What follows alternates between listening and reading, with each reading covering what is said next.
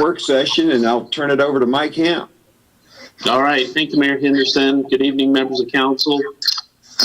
This is our final scheduled work session before you're scheduled to receive City Manager's recommended budget for fiscal 22. We'll take a look at priorities again this evening, and Mr. McCormick will provide a review of our current debt situation and a review of the 2021 CIP, provide an update in that regard. Mr. Shaw will give a presentation or review of our status of our various reserves and a preview of the 2022 CIP.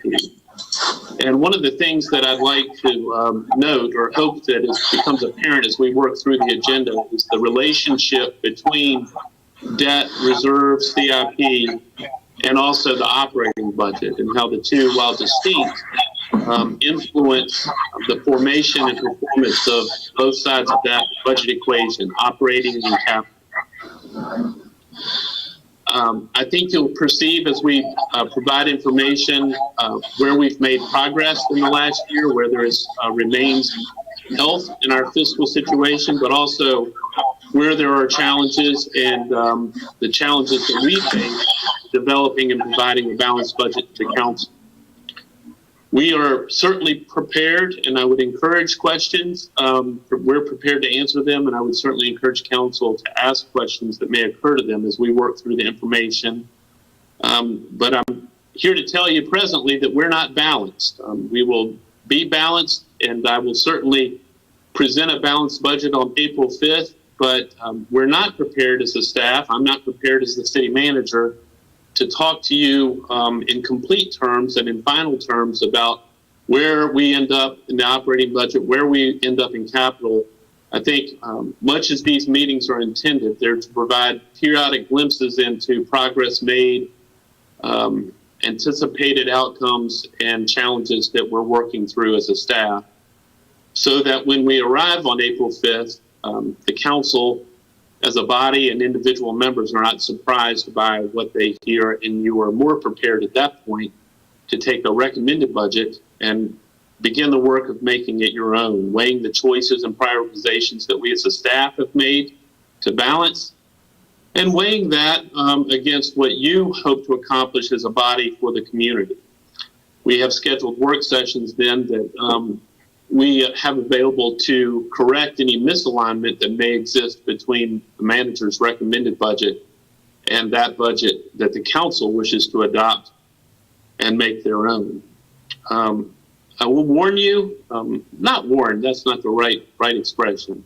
The slides you see this evening contain a lot of information. They're relatively dense compared to slides that we offer most typically in a review of the operating budget.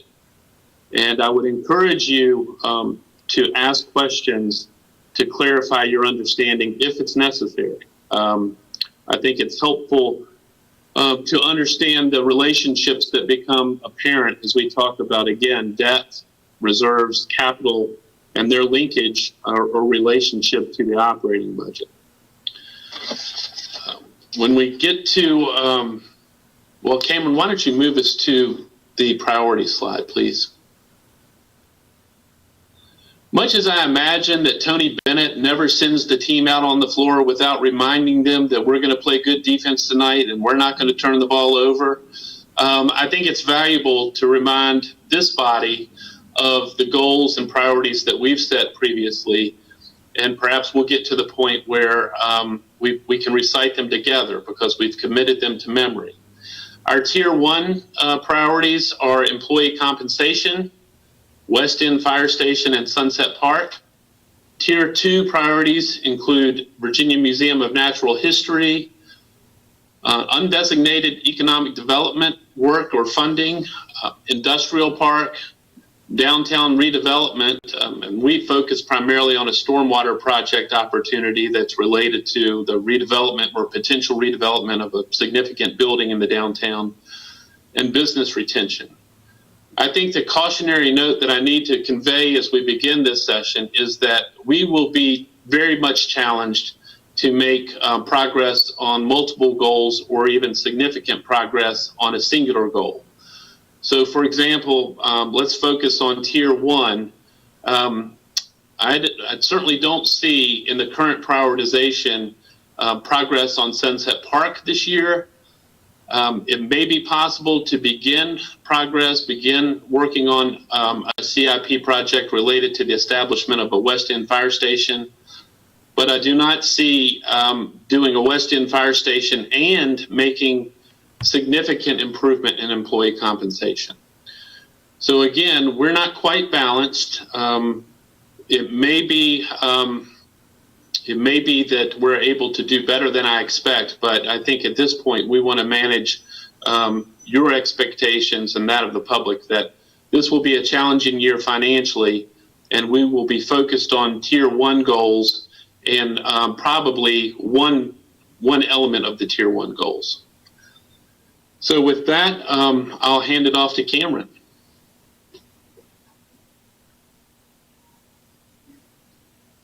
Thank you, Mr. Hamp, and good evening, Mr. Mayor and members of council. And just as a check, has everybody seen a outstanding debt in the general fund is their slide right now that's in front of that's being shared? And can you guys see my can you all see my cursor and where it's laying if I want to point anything out? Okay. And to echo Mr. Hamp's point, I know that some of this is more dense than what we usually get into. I'll hit the things that when I look at it, I think are important or maybe not necessarily intuitive, but those might not be the same things that you all think are important or aren't necessarily intuitive. So feel free to stop me if you have a question. I have 2 slides on debt. One of them is your debt in total in a more 30,000 foot view. And then one of them is your debt by year and how it amortizes year over year. So the first slide, these are all of your debt obligations in your general fund. It's broken out by description here. So what project did it go with? The amount outstanding at the beginning of fiscal year 2021, and then your yearly debt service. So that's your yearly debt obligation. The most recent phase of the high school is your largest debt obligation, both in yearly debt service and amount outstanding. City projects are grouped together down here. So this is the same information as up here. It's just combined school projects with city projects so that you guys can have, or your council can have an illustration of how much of your debt load is burdened by school and how much is burdened by city projects, and then how much of that payment is burdened, or your yearly payment is burdened by school projects versus burdened by city projects. City projects make up about 18% of the debt payment, and about 22% of your, or city projects make up about 18% of your yearly debt payments, and school projects would make up the other 82%. One thing to note here is there is still one debt that we could potentially transfer for the stormwater fund. If you'll remember back a few years ago, we did a rate increase to transfer some debt over to the stormwater fund. The rate increase covered about $300,000, $275,000 in debt. Between the GO bonds that we had in the general fund at that point, it took up the full 300. So there's really not enough capacity in the stormwater fund at this time to move this debt.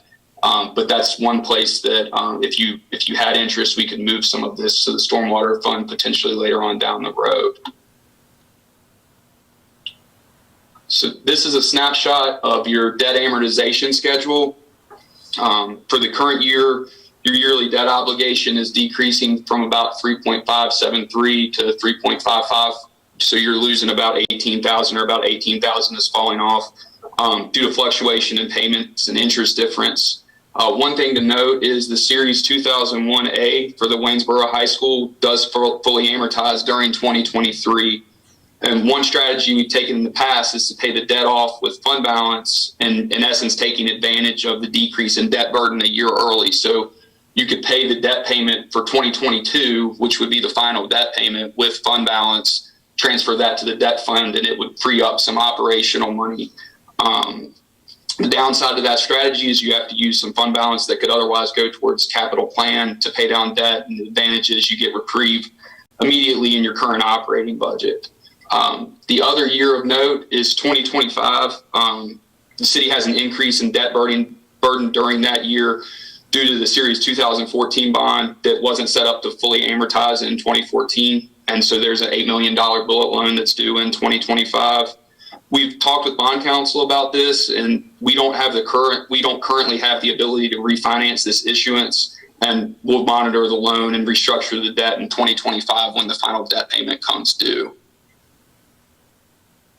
Any questions on debt or anything you'd like more specific information on?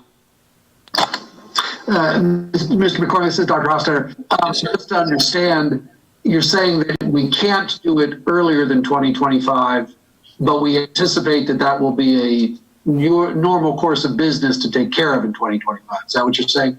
Yes, sir. So if you were to refinance that now, you could refinance it over a reasonable number of years and get the debt payment approximately equal to what you're paying on that debt issuance now, and it wouldn't significantly burden your general fund. The only variable that could crop up there is if the interest rates were to spike over the next couple of years, that could make the payment a little bit more. My guess is that when this was originally done, that was the intention, was to run it out for 10 years or so, and then either set up another loan for 20 or set up another bullet loan that had a $4 million payoff at the end, something along those lines. But when we talked with, I actually asked bond counsel about this one specifically. We talk with them every year about opportunities for refunding and savings. And there's no early payoff clause in that bond, unfortunately. So we'll have to monitor it. And before, basically what you would do is borrow the money during 2025, have it sitting in the bank to pay the final debt payment on through US Bank. And then you would start paying on that amortization schedule. Okay, thank you. Cam, just conversely, would there be an opportunity? So say as a for example, to move forward and not delay the Westin fire station and incur debt for that. If we were to incur debt through a bond, could we roll in the remaining balance, essentially not roll in it as a finance, but roll it into a single debt payment now? I don't believe so, because I don't think there's a call out on that bond right now. I don't think you could issue money right now and say, so to your example, if a Westin fire station costs $2 million, borrow 10 and then sit on the 8, pay for the fire station and sit on the 8 and then pay the 8 off in 2025. Is that kind of what you're?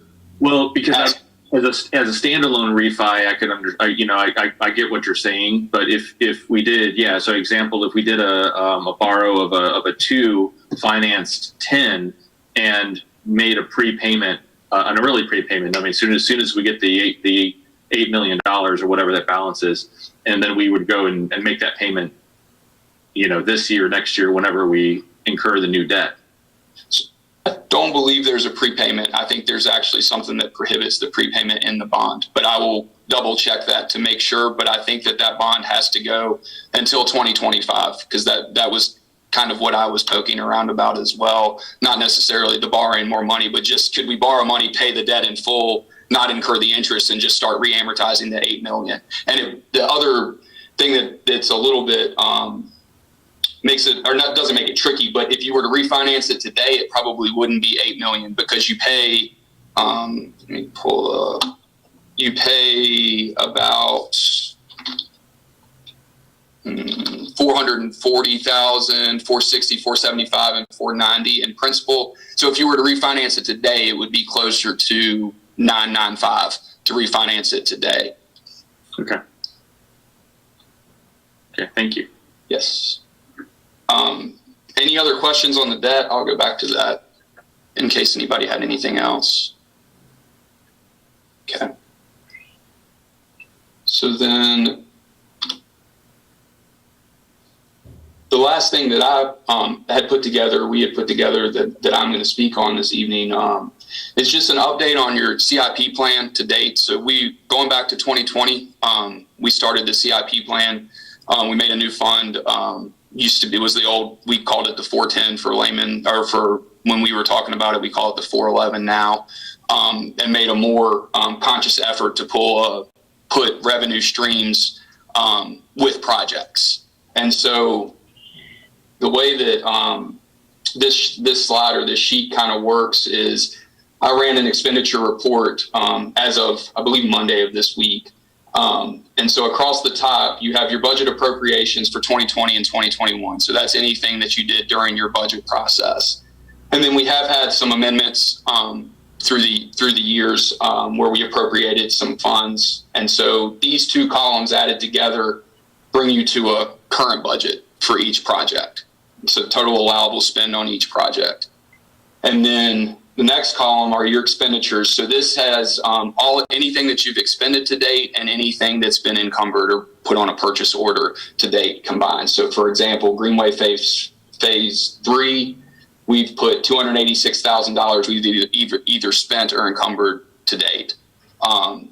So that leaves you with your remaining budget, which is your current budget minus your expenditures. So $713,000 left to spend on that project, 286 spent or encumbered to date.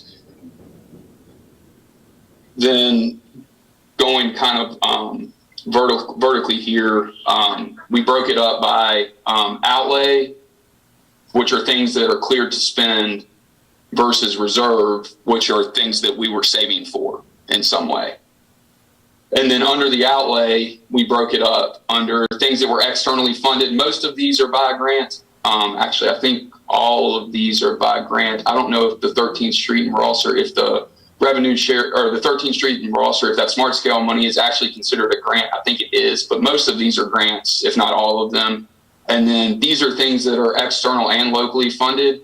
So the Greenway project is about 80% grant funded and 20% local. The aerial truck, we used about $100,000 in fireboard funds and about $1.3 million in local funding. Greenway Phase 2B is the same concept as Greenway Phase 4 here. It's 80% grant, 20% local. The Basic City Soccer Complex, this was to fund engineering that I believe was 50-50 with SOCA. Heating and air conditioning at VPAS, same thing, this was 50-50. We rent the building up beside the school boards to VPAS, and their air conditioning went out, and the lease provides that those large mechanical failures will be 50-50. So this was a 50-50 between us and them. Florence Avenue Bridge replacement, there was about $100,000 in local funds, and then a good chunk of highway maintenance. And then the remainder of that was federal and state combined. And then the A Street Bridge and Culvert is a revenue sharing, and it's a 50-50 match. And then everything from here down is locally funded. And then the reserves are locally funded. So one thing to point to here is the Middle River Regional Jail debt payment. So this is the current debt payment at the Middle River Regional Jail that we incurred to finance the facility in 2003 or 4, maybe 2001, and then refinance, I think, in maybe 2014. It amortizes in about 2033.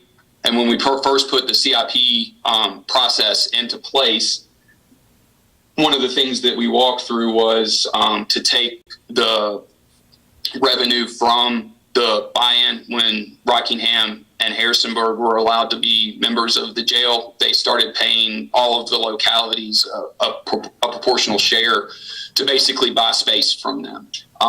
That deal was about 10 years, and I think it was a one payment up front and then amortized over about 10 years. Our payment each year is about $635,000. And so what we did was we said, we'll take the full $635,000 and put it into the CIP fund each year. And then by the time you get to 2026, the debt payment is about it's fluctuated between 340 and 290, somewhere in there. So approximately 315.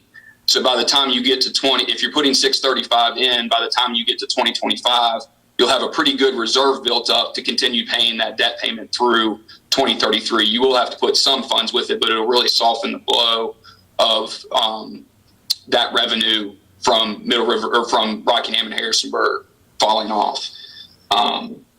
The other account that I would point to here is the major maintenance reserve.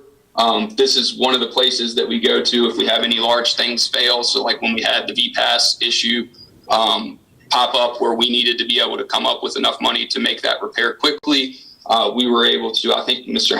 emailed you all and said, we need to move some money out of major maintenance. And then it looks like we've not used it, but that's just because we've replenished it. It's just a net zero. The Southern Corridor payment 1, we still have not gotten a first bill from VDOT on that. And then the payment 2 is at $767,000, and I think it needs about another $700,000 or $800,000 to be fully funded. And I think that was provided for. I think in the original plan we adopted was provided for to complete that payment or complete that reserve by 2022. So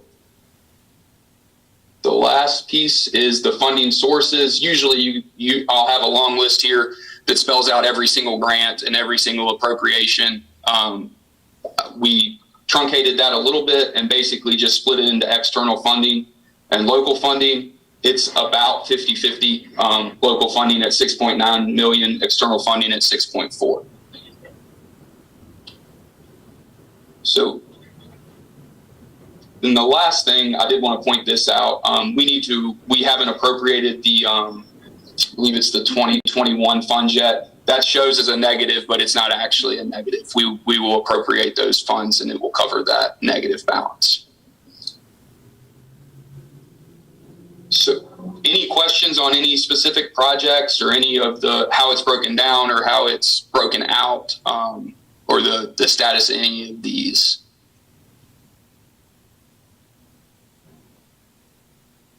Mr. Allen, I think you're still muted.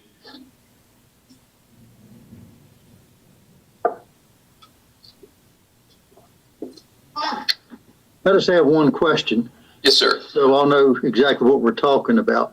When we're talking about balancing this budget, we're balancing it at 90 cents tax rate? Yes, sir, Mr. Allen. I intended to cover that in my initial remarks, and we're planning to follow up in my closing remarks. The budget will assume a 90-cent tax rate. So in essence, we're talking about a 7-cent tax increase, correct? Yes, that is one way to express it. And in the past, when we got into a situation like this, we normally came in with a 90 cents budget, and then we would come in with a 83-cent budget, so that you could clearly off the cuff, if we were having a discussion, say, well, this is what you get with the 83 cents and this is what you get with the 90 cents. This is what have to be cut out of it for us to balance it. Are you prepared to do that? At this time, we are not prepared to do that. Well, that's going to be some information I'd like to see. Well, I think as a manager, I'd like to understand, normally in the past, in my service, this is probably the most significant, I think it is the most significant reassessment that we've experienced. And so the gap between the rate at which we currently are and the equalized rate is significant. Secondly, I think in recent years, the council and the staff have worked together to identify capital projects that we want to accomplish and that we feel like we need to accomplish, and some that have been thrust upon us that we have to accomplish, whether that's a bridge replacement, whether it's a high school renovation. And so there is no doubt we have a more robust capital plan and capital effort. My expectation, I'm not surprised to hear that there will be interest on the part of council to understand what opportunities exist to lower the tax rate.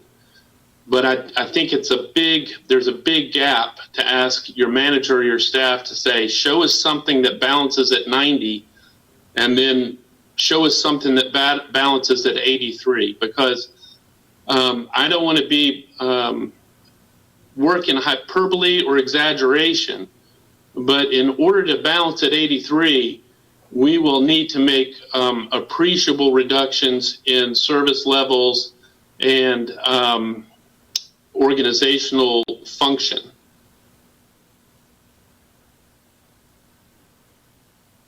Well, Mr. Ham, I'm not trying to make it difficult here, but I know what I'm hearing when I go out through the city and when I talk to the business people and when I talk to the residents.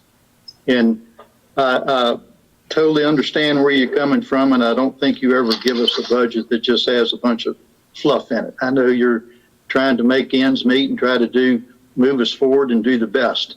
I do have concerns in where we're going to be headed at in the next 12 months on a state level and on a national level. And I have concerns about where we're going to be at in the next 12 months based on people's income and the prices that we're going to have to see the increases that are coming to us. And with good conscience, it's hard for me to sit here tonight and not say anything and say, well, I'm comfortable with adding a 7-cent tax increase on our citizens at this time. I'm not comfortable with it, and I'm not looking forward to it. And to help me make decisions, I need to have some input from you as to tell me, as you have in the past, well, this is what we can't do if we drop it a penny, if we drop it 2 pennies, if we drop it all 7 cents. I need that information, and I don't want to cause double work and wasteful time. And if I'm the only one that feels that way, then y'all might say, maybe you just need to sit there and shut up because we've got 4 votes and that's going to be the way it is. But if that's the way it is, then I probably need to hear that now than later, because then I could save y'all a lot of work probably. I would agree with, I would also agree with Mr. Allen. I would also like to see that comparison as well. When I'm talking to constituents, they're going to want to know, why are you raising it and what's the comparison? And I feel like that's only fair to have something to show. And Mr. Hamp, I understand our costs keep climbing at a rate that I never thought I would see while I'm sitting as a council person. But I also go out and talk to the people and the businesses in this community. We have a way of increasing our income to us. We raise the taxes on everybody. They don't have a way to make that adjustment right now and to get the extra money. That's my whole problem with me trying to balance it out in my mind here. Okay? Yes, sir. Well, and I would say I appreciate that your intention is not to make it difficult, and I appreciate also that your motivation focuses on your concern for the residents and businesses in this community. I would say this, respectfully so. I'm proud to have led an organization and worked with a staff that delivers quality service at a very affordable rate. Now, I know that the expression is that a 90-cent tax rate headed into fiscal 22 will be, for some, a hardship and well, let's just say it will be a financial hardship. But if you compare where we are as a community, 90 cents is well below the average of the cities in the Commonwealth. And I think we operate, affordability has been an objective and a value, a treasured value for our community and organization for a long time. And so I can take that direction. I'm hearing at least 2 members of council, and we can prepare to deliver that information that would help council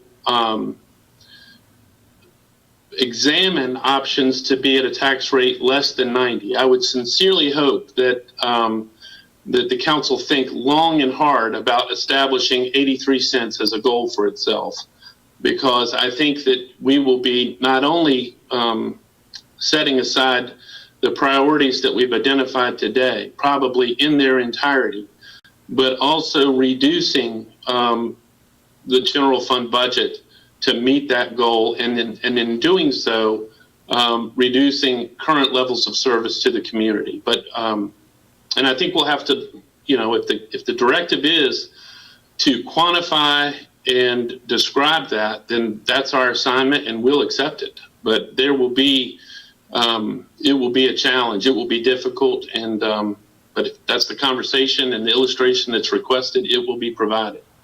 Well, Mr. Hampton, if this was a normal year, we probably wouldn't be having this harsh of a conversation. But we are coming through 1 year of a pandemic, and we're not really sure where we will be at in the next 12 months of dealing with this pandemic. And we're all praying and hopeful that things are going to continually to grow better and get back to some type of normal life and normal way of businesses and running businesses. But some of these companies, I mean, they're not going to bounce back because they got so far behind. There's businesses out here today that I talk to that they're telling me trying to order parts or products that they sell, they're as much as 16 plus weeks out to get these products. So they're kind of standing still. I just, when you hear that type of information, it concerns me. And I'll put more into this budget, more work and consideration and thoughtfulness into it. But I just have to voice how I feel and what I know going out in this community and talking to our local people and then talking to some of our legislators of what they're afraid might be coming also. Well, Mr. Allen, I would say that when we have these sessions, we ask for feedback and honesty, and I appreciate what you're delivering. I would, and I understand the message. Thank you. Mike, I think it might be helpful for the citizens to hear what they'll lose if we drop back to 83 cents too. I mean, it might be a reality check for everybody to know that, if we don't do what we need to do and drop back to 83, we're going to lose this, and this. It might just be an ugly reality check that we all need to hear. I think there's value too in I think there's value too in understanding what does 90 cents mean. I think there are some folks that prior to the assessment would have celebrated that we were at 90 cents. And also, I would point out that not everyone will realize a 7% increase. It's actually variable. Some people may actually experience no rate increase because of a flatlining of their appraisal, of their assessment. But that said, I also look at achievable and core function of government aspects that we've articulated, I think, in our conversations in November and subsequent. We kick off I appreciate it each time a reminder of what our tier 1 guidance was. We talked about staff salaries. Well, this is a reminder. Why are we talking about staff salaries? Because we have some of the most underpaid employees in a 6-county region. We have some of the, at one point, one of the highest turnovers in police departments and fire departments. We have many of our employees that are 10% or greater outside of their pay band. So not only are they not being compensated, our competition, the local community surrounding us, we're a great training ground to hand off some really valuable employees. So that's why I think with the number of dots that I saw in conversations that I've had with folks and in the community is that we need to step up our game as a community and acknowledge the value added by our employees. That is not free. That's not an inherent cost. I mean, we could shutter lots of city buildings and do draconian changes to operations, but it doesn't make us a particularly attractive community for the next neighborhood that gets filled in.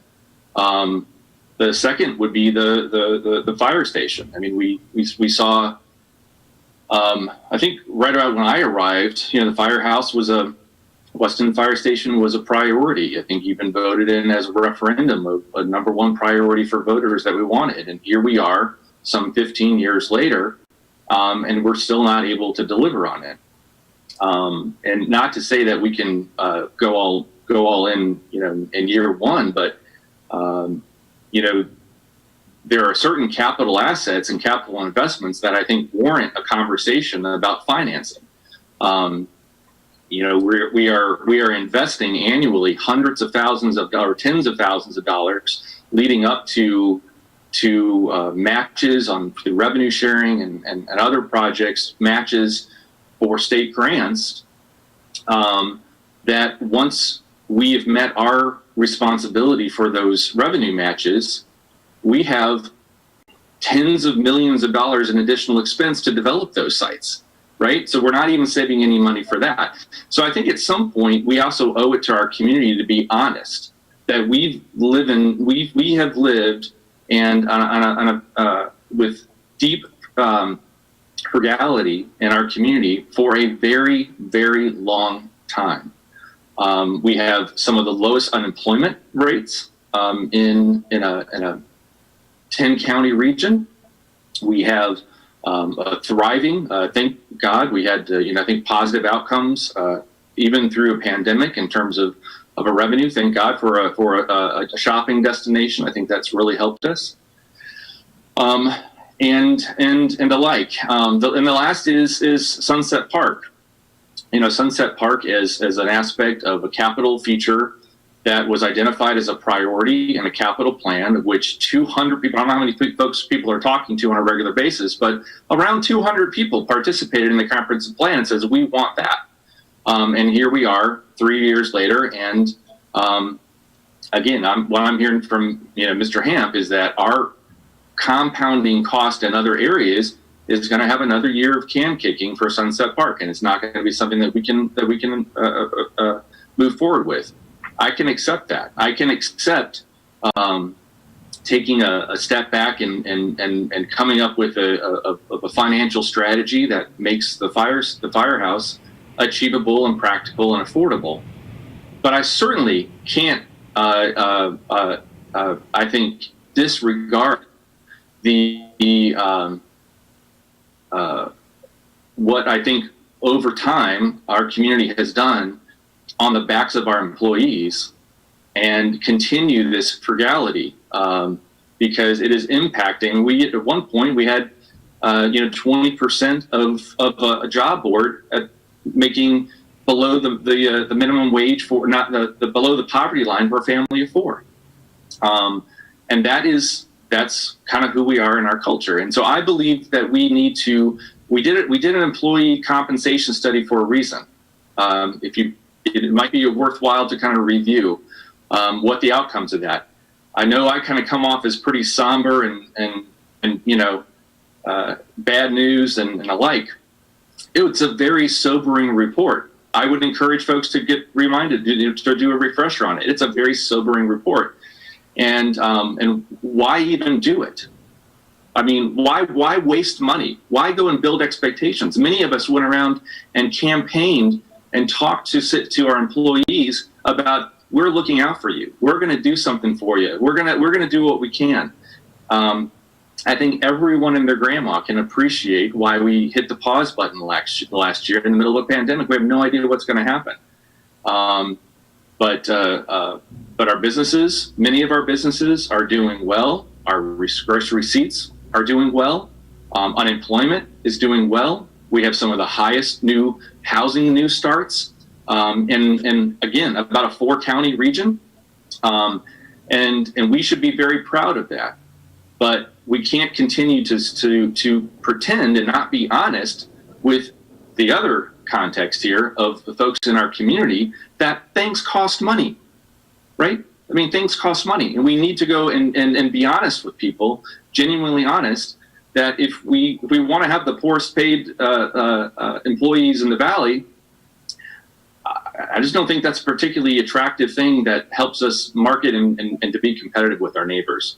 So I'll get off my soapbox there, but I appreciate Mike's work, and I mean, I think 83 cents is interesting and academic, but it's kind of, in my opinion, to be brutal honest, I think it's kind of a waste of time, because I don't see how we can genuinely sit back 4 months ago, say these are the 3 priorities we need to focus on: addressing compensation, a firehouse birthed out of a pandemic, and investments that set us apart, and then not understand that with all the other compounding costs with health insurance and alike, that 90 cents is, again, below average for what Virginia cities are charging. We have a great value, and it's something we should be proud of. So I'll leave it at that, but thank you. I'd just like to respond that the compensation study that we did, I think I asked a question in there of the other localities, what kind of turnover rate they had. And I was told we didn't get that information. Am I correct or incorrect? Mr. Allen, that's probably not information that we collected as part of the compensation study. Well, so I'd like to see something that would give us true facts that we are much more turnover rate than other localities, because every time we lose somebody to go to another locality, they had to lose somebody for us to go replace. So I don't know that we're the world's worst.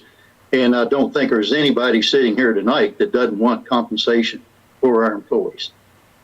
I've never said that, and I've always fought for the compensation for our employees. So I agree with Mr. Short on that. Well, I think we have some more information from Mr. Shaw.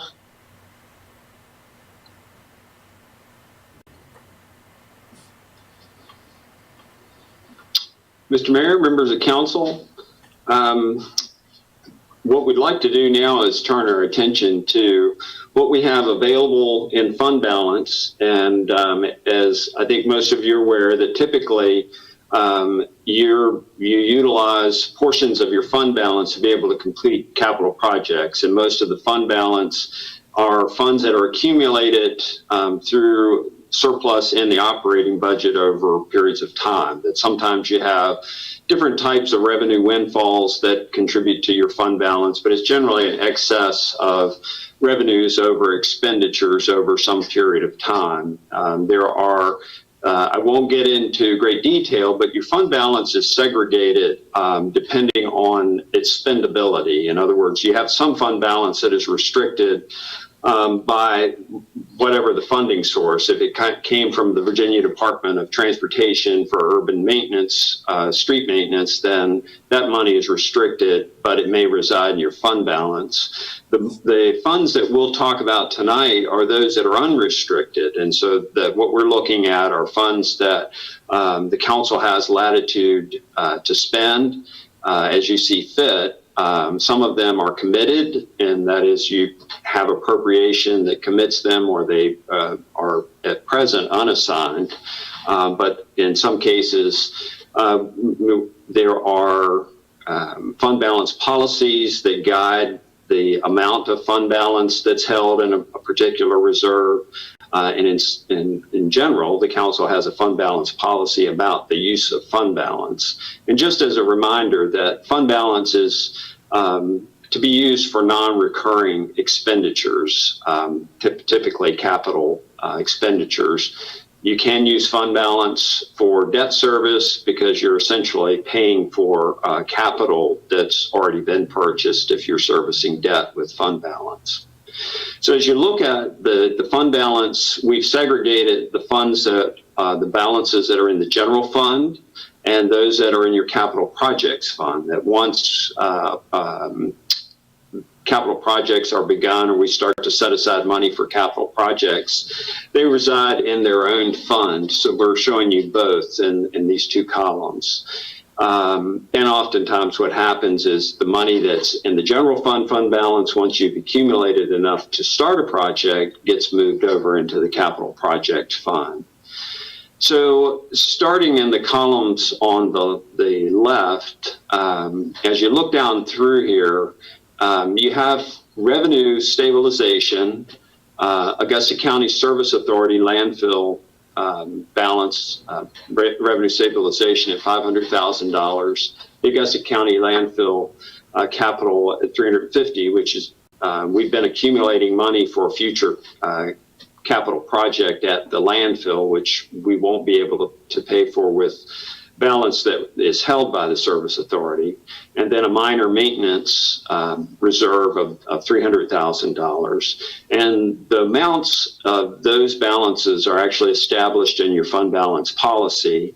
And for different reasons, but those funds we hold as separate, at least as we're doing budgeting, because the status of their use has been established already by the council.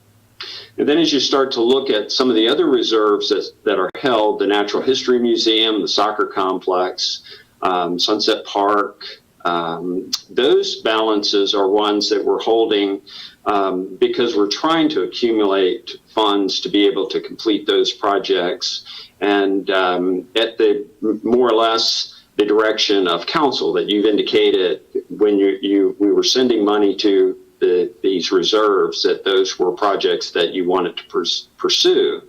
Now, in a lot of those cases, as you can see, there may not be sufficient funds yet. And that's not atypical, that there are a lot of times when we take on a project and we tell the council, for instance, when we completed our computer renovation project, we told the council, this is going to be $1.5 million project, and that's a lot of money to try to raise in 1 year. So over a period of several years, councils set aside money to be able to do that. And so that's sort of typical, is to be able to save up essentially to do some of these projects. A couple of the reserves that are held, the Delphine Main Roundabout, A Street Bridge Match, Greenway projects, those are funds, reserves that are held to be able to match some sort of an agreement in those cases that we have with the Virginia Department of Transportation. And so with the Delphine Main Roundabout, for instance, we will have a revenue sharing match from VDOT. It's a 50-50 match, but the project is about $1.1 million. So we're at this point holding $131,000, but we'll need more than $500,000 to be able to complete our share of the match. And similarly with A Street Bridge, we are already holding funds for a revenue sharing project, but then we'll need some additional funds to be able to complete our share of the match. So my point here is simply that as we look at those funds, there are already in some cases some sort of an obligation made, and in other cases lesser so. So for instance, once you get into a revenue sharing project, we actually have a project agreement with the Department of Transportation. And then the unassigned, the $1.4 million there, $1,478,000 that you see at the bottom as unassigned, that's the money that is coming from fiscal year 2020 surplus. So those are the funds that are above where your revenues exceeded expenditures for fiscal year 2020, and those funds have not been reassigned. So then looking over to the capital projects fund balance, then there's the Southern Corridor, which you're obviously familiar with. That's a $16 million project. We will owe the Department of Transportation, actually it's got to be about a $17 million project, but we'll owe the Department of Transportation a little more than $2 million as our share of that project. Then the major maintenance, again, is established. Both the major and minor maintenance are established based on our, as a city, our historic experience of how much money you really have to hold in reserve for maintenance items that crop up during the year that you really didn't anticipate. And I think Mr. McCormick had mentioned earlier, for instance, we had a heating air conditioning problem at the BPAS building, and we had to come up with almost $100,000, in short order. And so we hold those to be able to replace equipment or to do building repairs that weren't anticipated. And you see those appropriations come to you periodically. Now, any of this money has to be appropriated by council to spend. Then the MRRJ is the Middle River Regional Jail amount that's held right now in a debt service fund that we receive buy-in payments from Rockingham and Harrisonburg when they became partners in the jail. There was an agreement that over a 10-year period, they would pay a portion of the localities, existing locality partners, capital investment. And so what we have done in recent years is set that money aside, a portion of it to make an existing debt payment, and then any other amount above that payment we hold in reserve to make future debt payments. And to some extent, that helps you, a great extent, it helps you balance your operating budget because you don't have to generate that money out of local revenues, and you're matching a known revenue with a known expenditure.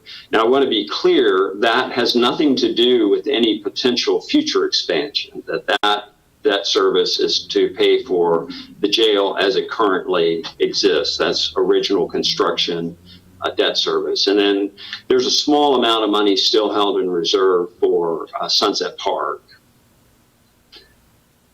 And so, Mr. McCormick, if you want to move to the next slide. I'll hearken to a comment that Mr. Hamp made early in his initial comments, is simply that we're not done yet. We're still trying to balance both the operating budget and the capital budget. And so this is a work in progress. And certainly it will likely change before we make our presentation of the city manager's budget on April 5th.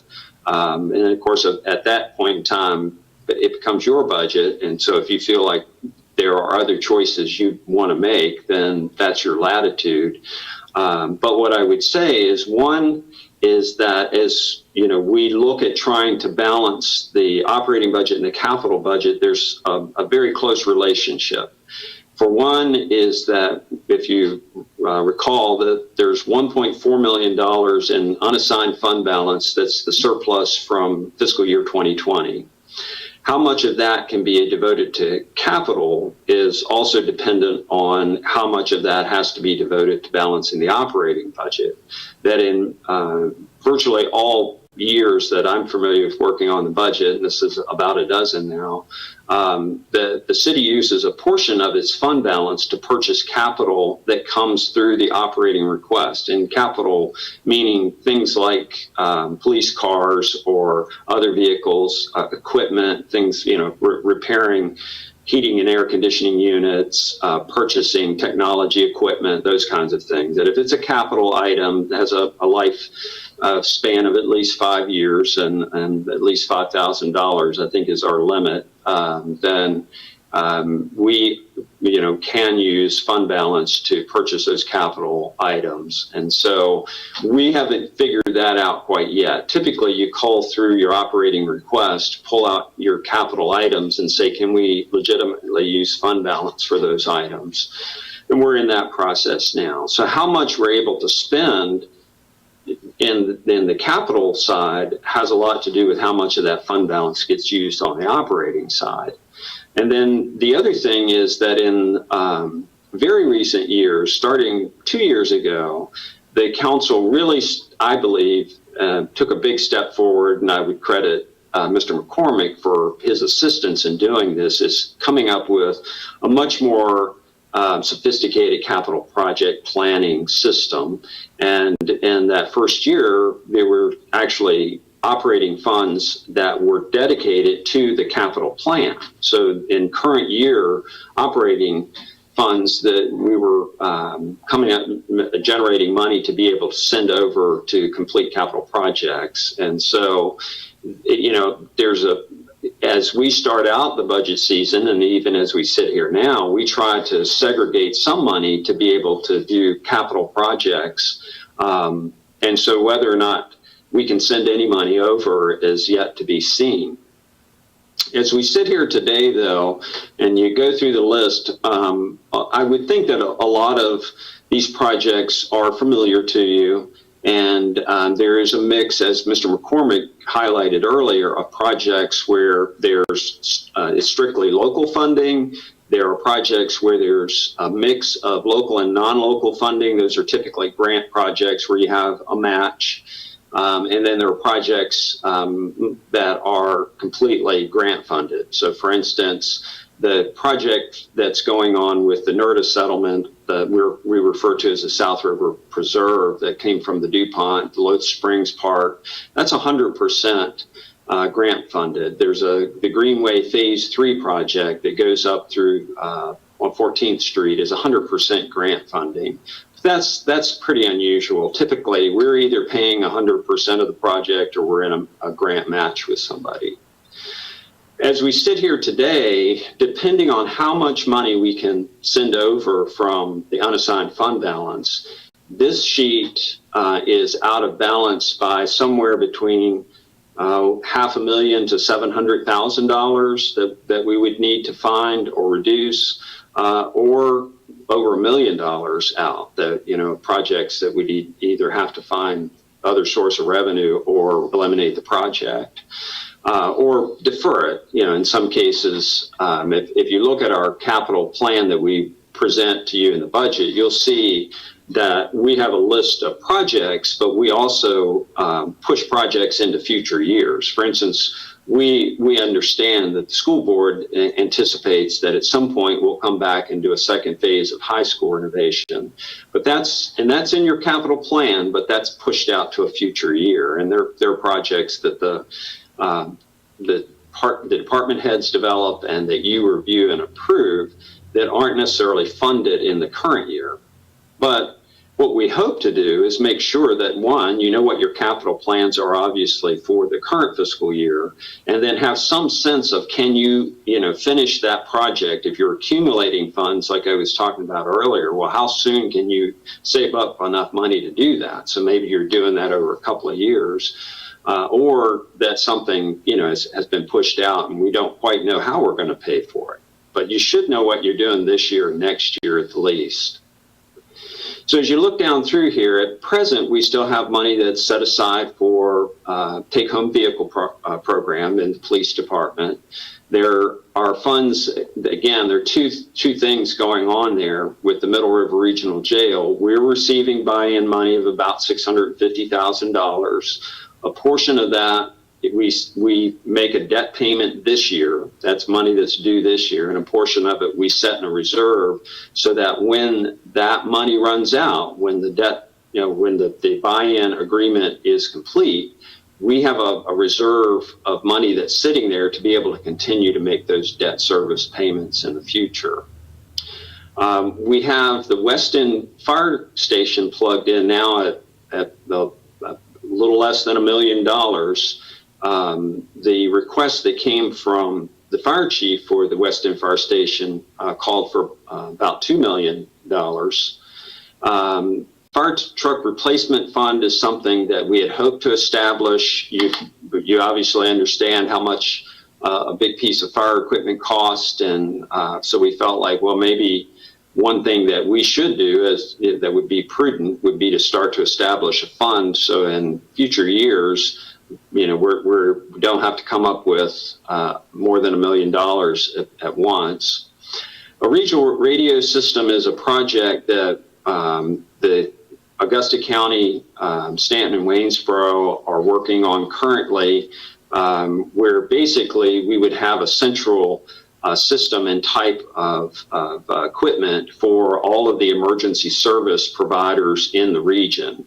And it would just make for coordination of emergency response, especially around our boundaries, much better, much improved. Some of this equipment we have to replace, the city has to replace anyway.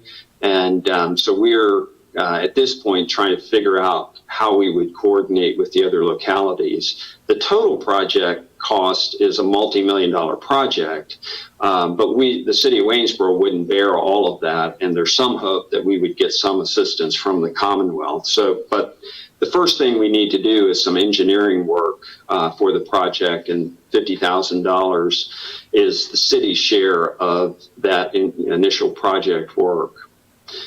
Greenway Phase 4, that's an additional phase of Greenway that we're receiving additional state funds for, so that's our share. And Phase 4 goes from North Park to Basic City Park. Again, Loth Spring, Southern Preserve, you're familiar with those projects, 100% grant match. We continue to replace heating and air conditioning units at the Gorsuch building. Believe it or not, that renovation now is 20 years ago, and that equipment is aging out. So every year for the past several years, we're replacing several of those units, and we'll need to continue to do that. Southern Corridor, again, that's a portion of the city's match. The A Street Bridge culvert, matching a project that VDOT's helping us with. And Rockfish Run stream restoration, that's a grant-funded project. Elevator upgrade at the library is a new capital project for the city that is essentially to be able to ensure that the elevator at the library is operational and compliant for ADA standards. Waynesboro Commerce and Industrial Park, that's some money for some environmental work and engineering work to be done for property that the city still owns in the area of Berry Plastics out off of Shindo Village Drive, that we own about 18 acres there. And that would be our hope that at some point we would extend a road onto that property. And this funding is simply to do some of the initial environmental study and engineering work. We had plugged in $360,000 for downtown redevelopment project, which again, born from some of the conversation that we had with council back at your retreat. And then $158,000 in various projects. Those are community development block grant projects that are grant funded. So as you look through that list, again, there are projects there that you should recognize. There are probably a few that are conspicuously absent. That Sunset Park isn't in the list. The Soka soccer complex isn't in the list. I'm not saying that we've scrapped those projects or that the staff is suggesting to the council that you should abandon those projects. They're just not funded in this particular iteration of the budget. And as I say, I look at the list and believe that in order to balance, some of the other projects on the list will have to be reduced or moved into a future year. That this list is out of balance. And again, as I've said, I don't want to confuse things, but there's a relationship between the operating and the capital budget that's not reconciled. A lot of it has to do with the use of fund balance.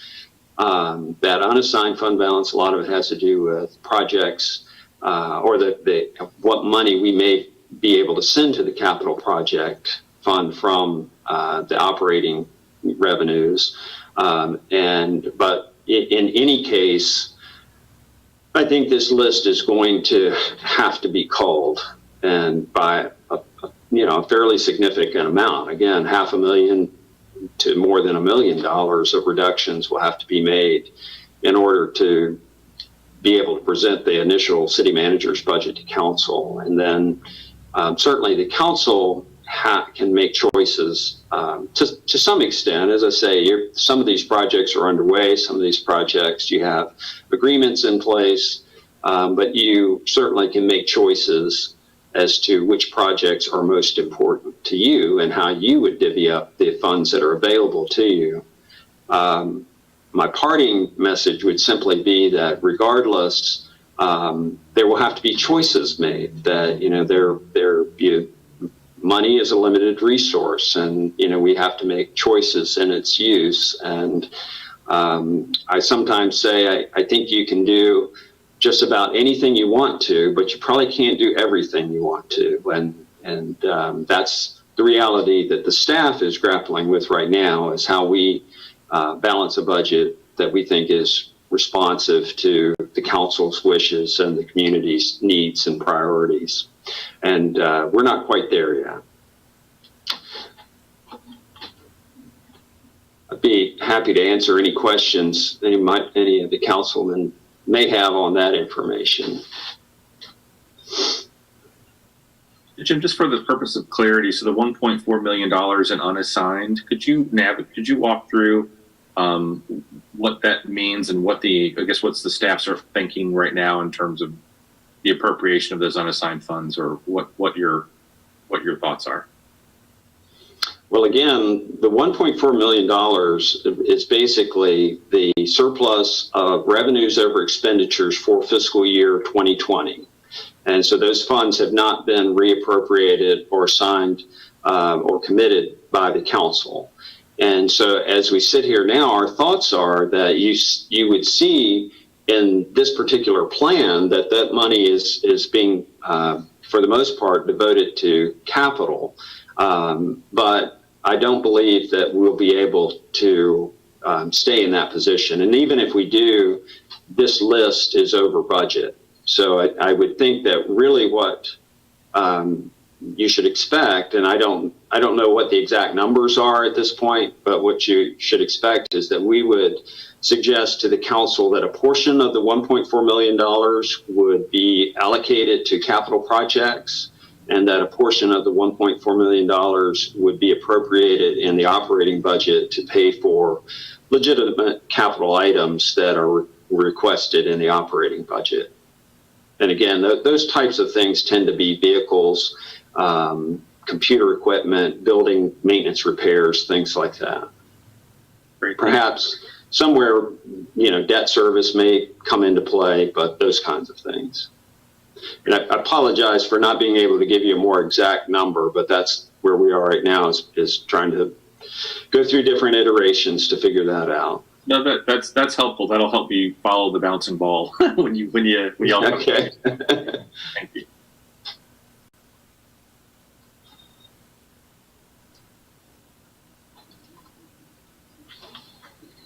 Okay. Thank you. Thank you, Mr. Shaw. So from this point forward, here's the plan. On April 5th at 6 p.m. In a virtual meeting, staff will present the city manager's recommended budget for the fiscal year 2022. As we move through the months of April and May, I'm working with Dr. Castle to conduct those regular meetings on the 12th and 26th of April, both of which have public hearings at the Waynesboro High School auditorium. So those meetings will be in person, and they will be, those agendas have significant budgetary implications with them. And my expectation is that we will be at the high school in May as well.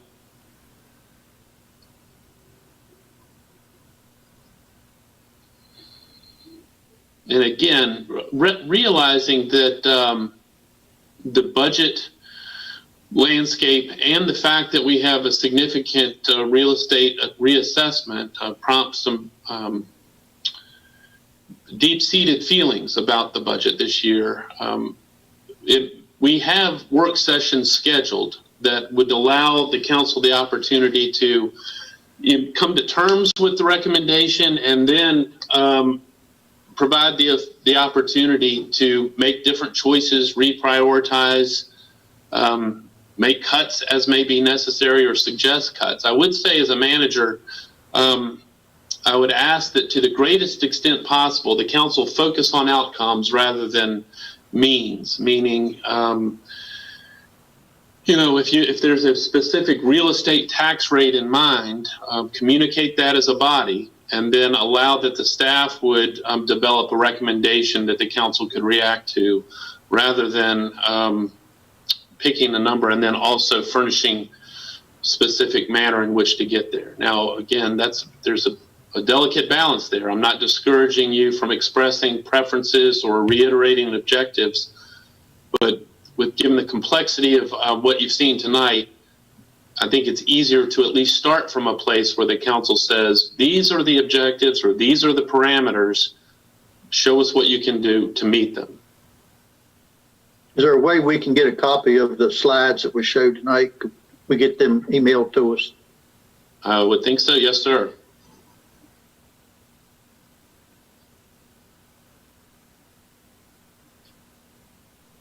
Any other questions? Yes, Mr. Chair, I've got a related question. The school budget, when does that, when do we have that presentation?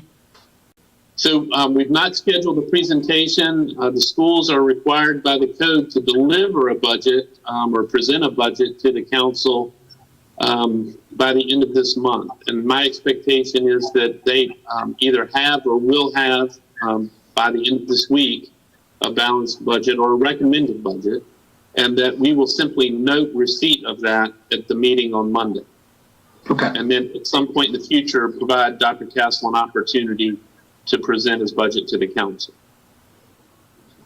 I think they did that last Tuesday. So I think they've adopted their budget or made their recommendation budget over semantics.